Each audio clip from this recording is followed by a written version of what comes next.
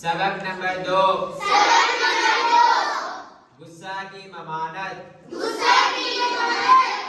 قال رسول اللہ صلی اللہ علیہ وسلم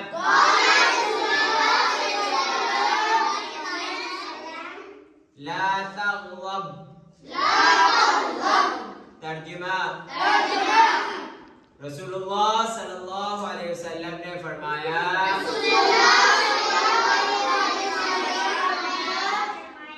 غصہ مت کیا کرو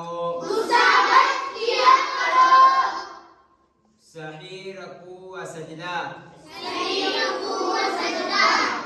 قال رسول اللہ صلی اللہ علیہ وسلم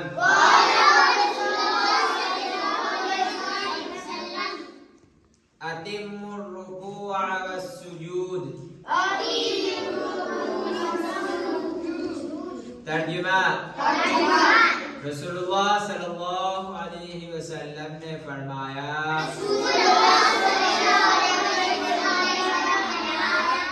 رکوع اور سجدے کو پورا پورا ادا کرو۔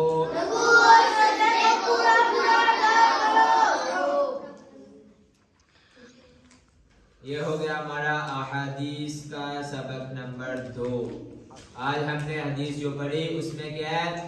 غصے کی ممانت کے غصہ مت کرو۔ پیارے نبی صلی اللہ علیہ وسلم نے کیا فرمایا؟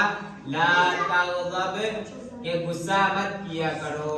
اور دوسری حدیث ہم نے پڑھا اتم الرکوع والسجود، کہ رکوع اور سجدے کو پورا پورا ادا کرو۔ اس کا کیا مطلب ہے کہ اچھی طرح جب نماز ہم پڑھیں تو رکوع بھی اچھی طرح ہو اطمینان کے ساتھ، اور ہمارا سجدہ وہ بھی آرام سے ہو اطمینان کے ساتھ۔ یہ نہیں ہے کہ ابھی ایک سجدہ کیا اس سے اٹھے ہیں تو ابھی صحیح سے بیٹھے بھی نہیں، دوسرا سجدہ دے دیا، اس طرح نہیں۔ پہلے آرام سے ایک سجدہ کیا، پھر بیٹھو آرام سے، جتنی دیر میں 3 دفعہ سبحان ربی العظیم پڑھتے ہیں، 3 دفعہ یہ پڑھ کے آرام سے پھر سجدے میں جاؤ۔ یہ نہیں جلدی جلدی وہ کبے کی طرح چونچ مارتے چلے جاؤ، اس طرح نہیں۔ سمجھ میں آ رہا ہے؟